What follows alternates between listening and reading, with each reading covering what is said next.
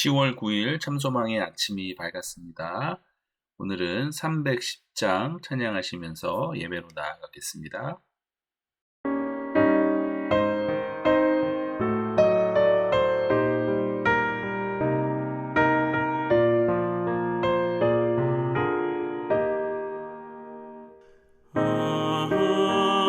하나님의 은혜로 있을 데 없는 자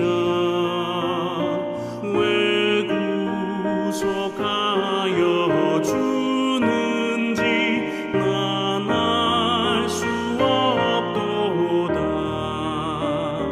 내가 믿고 또 의지함은 내 모든 형편하시는 주님 늘 보호해 주실 것을 나는 확실히 아네. 왜 내게 굳센 믿음과 또 복음 주셔서 내 맘이 항상 편한지 난 알 수 없도다. 내가 믿고 또 의지함은 내 모든 형편하시는 주님 늘 보호해 주실 것을 나는 확실히 아네.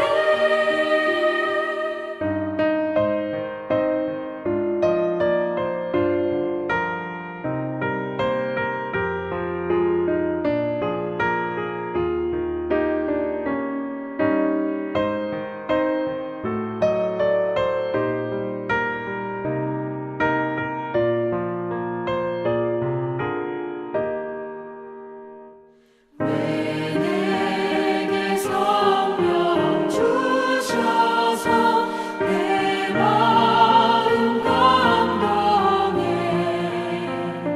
주 예수 믿게 하는지 난 알 수 없도다. 내가 믿고 또 의지함은 내 모든 형편하시는 주님 늘 보호해 주실 것을 나는 확실히 아네. 주 언제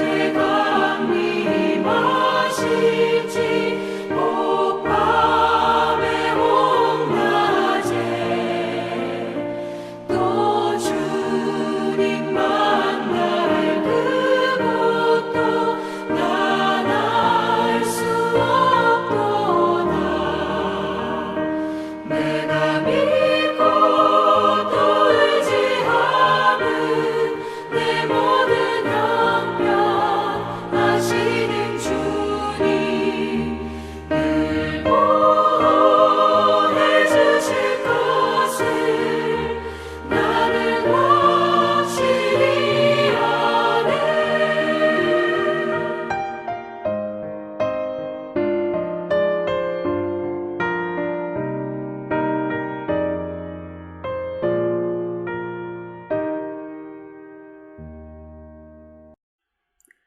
저와 여러분이 함께 보실 말씀은 열왕기하 20장 12절에서 21절까지의 말씀입니다.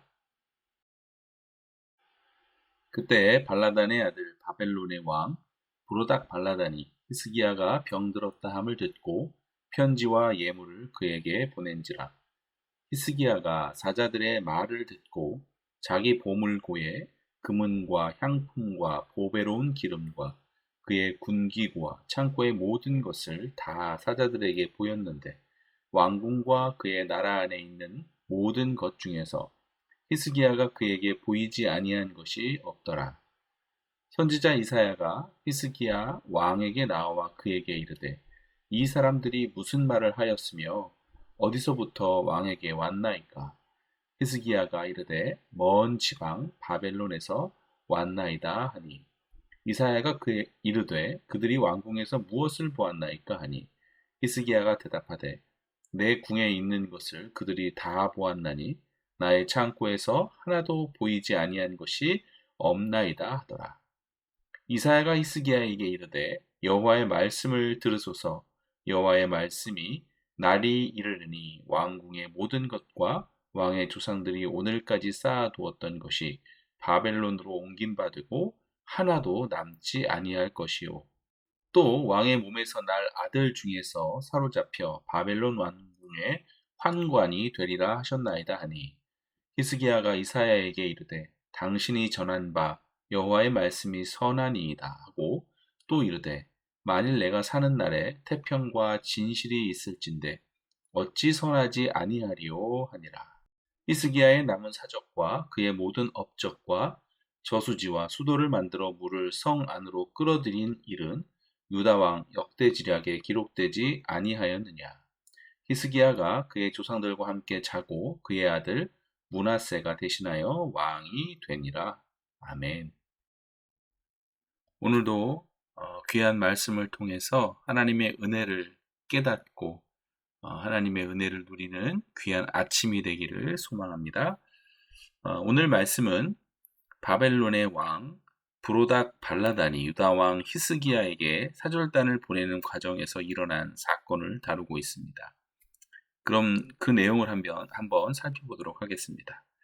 먼저 12절에 보면 히스기야가 병들었다 함을 듣고 바벨론의 왕이 사절단을 보냅니다. 글자적으로 보면 히스기야가 병이 들어서 위문하는 사절단을 보낸 것 같아 보입니다.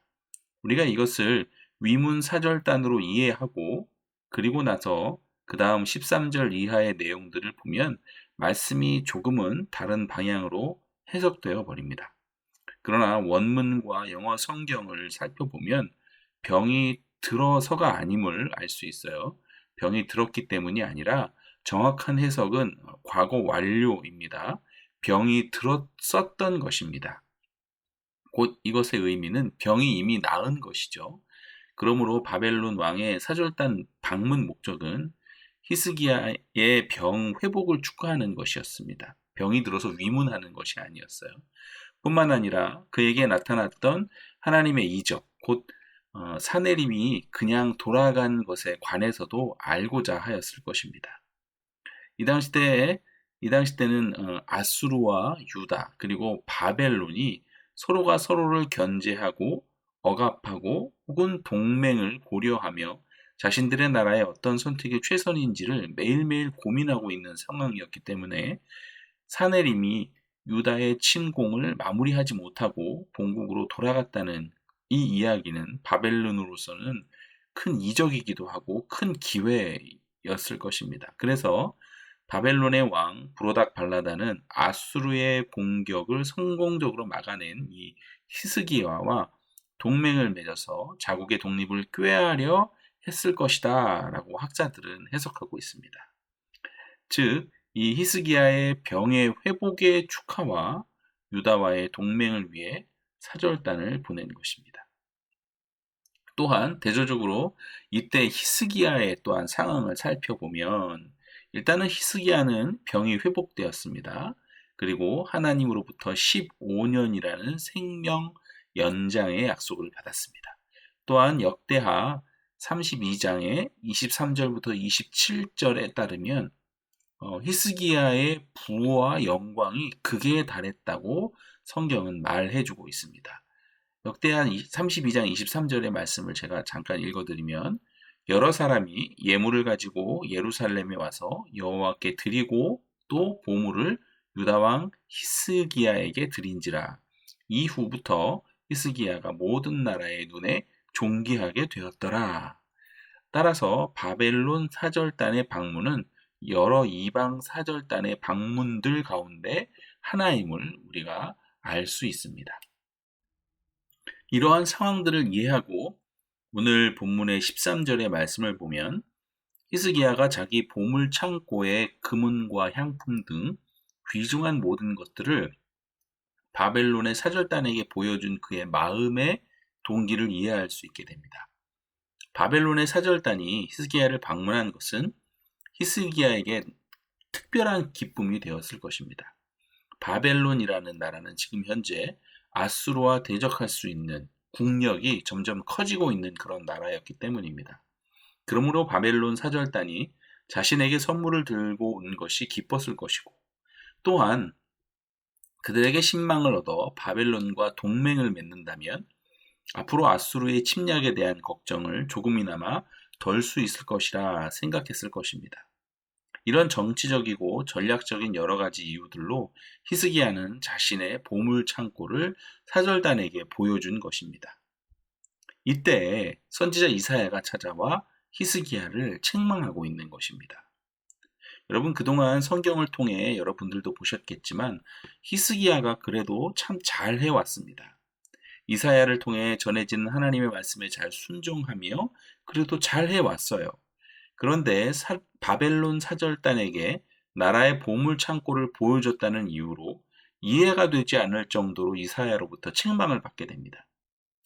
그러나 바벨론이 유다의 히스기야를 왜 찾아왔는지, 히스기야는 바벨론 사절단에게 왜 그렇게 잘해 주었는지, 히스기야의 마음에는 어떤 숨은 뜻이 있었는지 설명을 듣고 나니 이사야의 책망이 이해가 되시지 않습니까?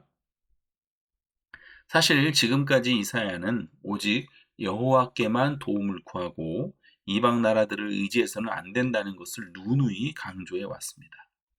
그러기에 이제 이사야는 히스기야의 심증을 캐묻기 위하여, 또는 히스기야가 바벨론을 의지하려는 마음이 있었던 것은 아닌지를 확인하기 위하여 히스기야에게 이 사람들이 무슨 말을 하였으며 어디서부터 왕에게 왔나이까? 라고 질문을 하고 있는 것입니다. 그리고 히스기야는 있었던 모든 일들을 이사야 선지자에게 다 고백합니다. 바로 여기에서 우리는 다윗의 버금가는 히스기야의 위대한 신앙을 확인할 수 있습니다. 여러분, 사실 잘못을 지적받고 바로 그 자리에서 자신의 잘못을 인정하기란 여간 쉽지 않은 법입니다. 다윗도 나단 선지자가 찾아왔을 때 그 자리에서 잘못을 바로 인정했기에 많은 사람들이 다윗을 높이 평가하는 것이죠. 자, 비록 히스기야가 이사야의 물음에 솔직하게 그의 속마음을 털어놨지만 히스기야가 바벨론을 의지하려 하여 동맹을 맺으려고 했던 마음과 스스로 교만하여져서 자신의 보물 창고를 자랑했던 것으로 인해 이사야로부터 17절과 18절의 참담한 예언을 듣게 됩니다. 왕궁의 모든 것과 왕의 조상들이 오늘까지 쌓아두었던 것이 바벨론으로 옮긴 바 되고 하나도 남지 아니할 것이요, 또 왕의 몸에서 날 아들 중에서 사로잡혀 바벨론 왕국의 황관이 되리라. 참으로 끔찍한 예언이지요. 이 예언을 들을 때 히스기야의 마음은 어떠한 마음이었을까요?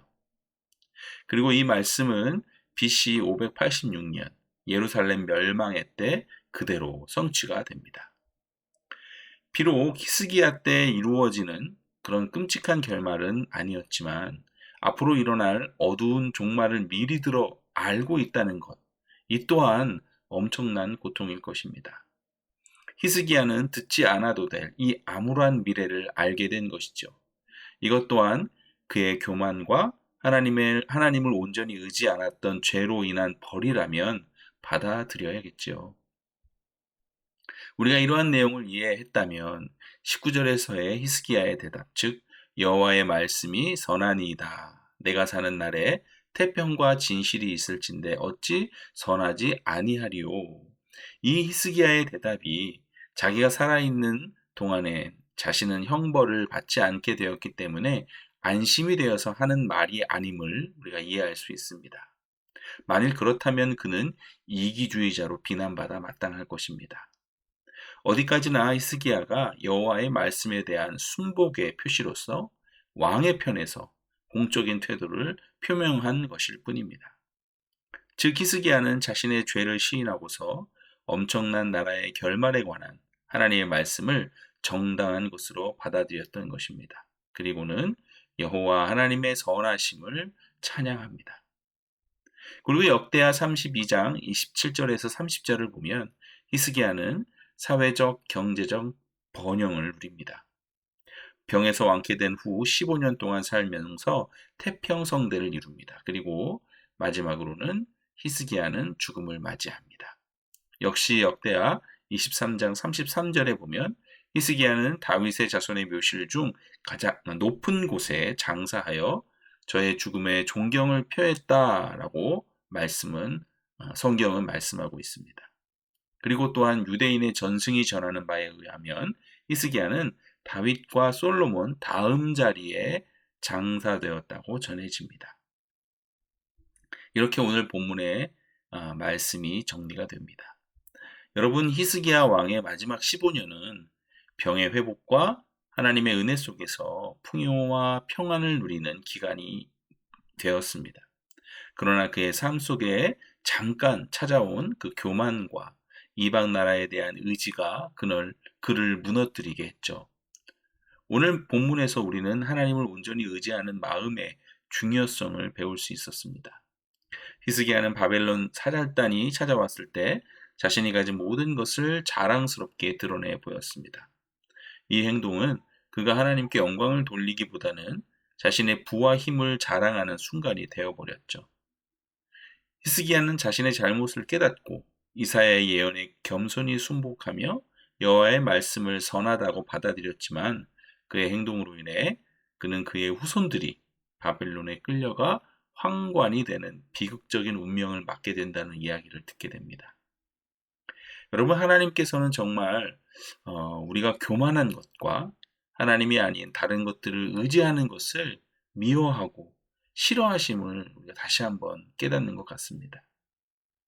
우리는 내가 받은 축복과 은혜를 자랑하기보다는 하나님을 신뢰하고 겸손하게 살아야 합니다. 우리가 이 세상에서 누리는 모든 것은 우리의 힘이 아니죠. 하나님의 은혜와 사랑에서 오는 것입니다. 그러므로 우리의 눈을 하나님께 두고 그분을 의지하며 나아가는 삶을 살아야 할 줄 믿습니다. 우리는 어느 순간에도 하나님께 영광을 돌리고 우리의 연약함을 인정하며 하나님만을 의지해야 할 줄 믿습니다. 할렐루야! 함께 기도하겠습니다. 사랑하는 하나님 아버지, 오늘 히스기야 왕의 이야기를 통해 하나님을 온전히 의지하지 못한 그 짧은 순간의 그 결과를 배워봅니다.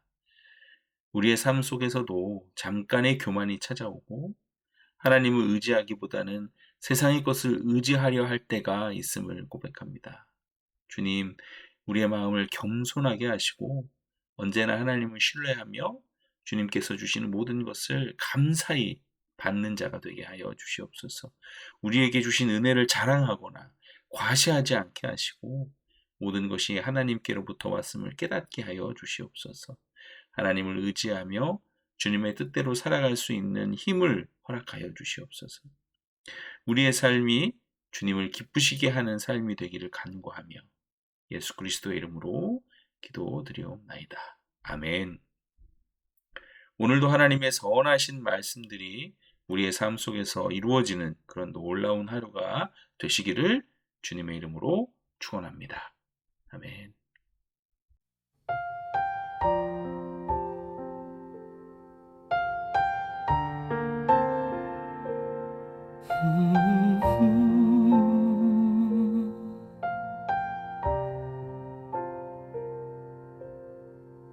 나를 버리고 또 버리며 나를 비우고 또 비우며 내 생각과 방법 내려놓고 내 목소리 낮추고 주 음성 들으며 겸손하게 더 겸손하게 온유하게 더 온유하게 거룩하게 더 거룩하게 주님 앞에 더욱 작아지기 원하네.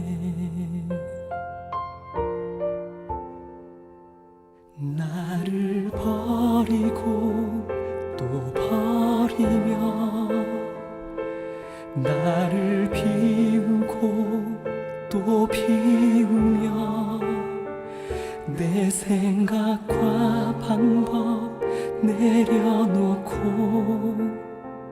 내 목소리 낮추고 주 음성 들으며 나를 버리고 또 버리며 나를 비우고 또 비우며 내 생각과 방법 내려놓고 내 목소리 낮추고 주 음성 들으며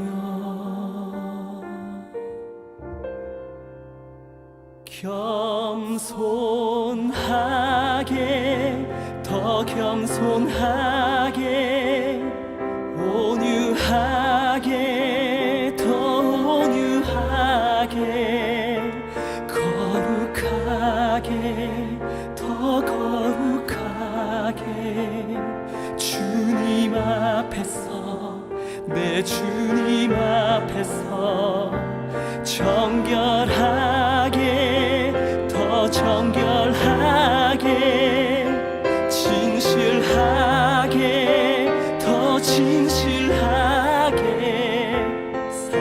사랑하게 더 사랑하게 주님 앞에서 내 주님 앞에서 담대하게 더 담대하게 인내하게 더 인내하게 온전하게 더 온전하게 주님 앞에 더욱 작아지기 원하네.